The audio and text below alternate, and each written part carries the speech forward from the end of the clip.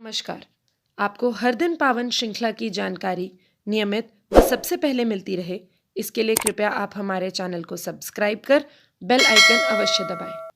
हर दिन पावन श्रृंखला की आज 22 फरवरी की कड़ी में आइए स्मरण करते हैं सेवा के अक्षयवट माधवराव परलकर जी को। सेवा का क्षेत्र बहुत व्यापक है। जिस व्यक्ति पर कष्ट पड़ता है उसकी सेवा तो पुण्य है ही, पर उसके संबंधियों के कष्ट भी कम नहीं होते। राष्ट्रीय स्वयंसेवक संघ के कार्यकर्ता जन जीवन से जुड़े होते हैं। उन्होंने ऐसे रोगियों और उनके परिचारकों के लिए अनेक सेवा केंद्रों की स्थापना की है। इनमें मुंबई का नाना पालकर रुग्ण सेवा केंद्र भी एक है। इसके प्राण थे संघ के वरिष्ठ प्रचारक श्री माधवराव परलकर जी। माधवराव अपने बाल्यकाल से ही संघ की शाखा से जुड़ गए थे। उन्होंने 1947 में आयुर्वेद प्रवीण की उपाधि ली।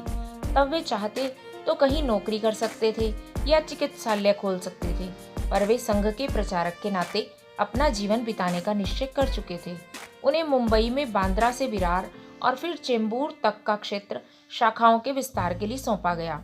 उनके मधुर व्यवहार और परिश्रम से प्रभावित होकर सैकड़ों नए कार्यकर्ता संघ से जुड़ गए। उनकी संगठन क्षमता, वार्तालाप की सुमधुर शैली और युवाओं के बीच लोकप्रियता को देख 1961 में उन्हें मुंबई नगर का अखिल भारतीय विद्यार्थी परिषद का संगठन मंत्री बनाया गया। उस समय यह संगठन नया था, पर माधवराव ने अपने परिश्रम से इसमें जान डाल दी। इसके बाद संपूर्ण महाराष्ट्र प्रदेश का काम उन्हें सौंपा गया। 1962-63 में वे विद्यार्थी परिषद के अखिल भारतीय महामंत्री बनाए गए। माधवराव की रुचि चिकित्सा सेवा की ओर भी थी। उन दिनों मुंबई में नाना पालकर स्मृति समिति की स्थापना की गई। संघ के प्रचारक नाना पालकर का 1967 में पीलिया से देहांत हुआ था।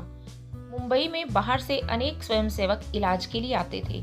उनके निवास की व्यवस्था, उचित अस्पताल और कम खर्च में उनका इलाज हो जाए, यह कार्य समिति करती थी। माधवराव की सेवा में रुचि देखते हुए उन्हें इस समिति का काम सौंपा गया। प्रारंभ में इनके पास बहुत छोटा सा स्थान था, वहाँ 4-5 लोग ही रह सकते थे। अतः माधवराव ने नया और विशाल भवन बनाने की योजना सबके सामने रखी। अनेक कार्यकर्ता उनके साथ जुट गए।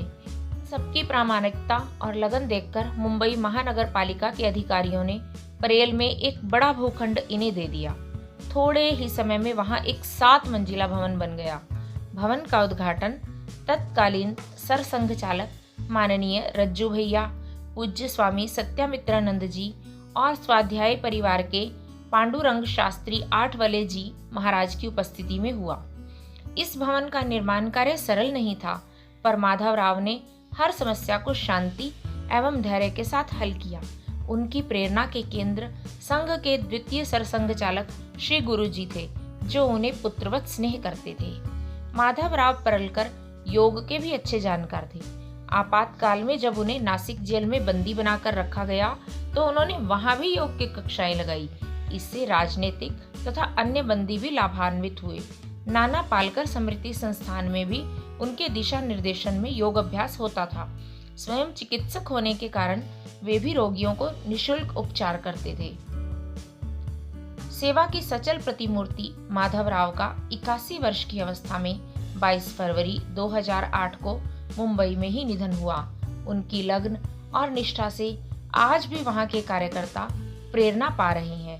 यदि आपको हर दिन पावन की यह जानकारी अच्छी लगी तो कृपया इसे लाइक कर शेयर अवश्य करें। भारत माता की जय।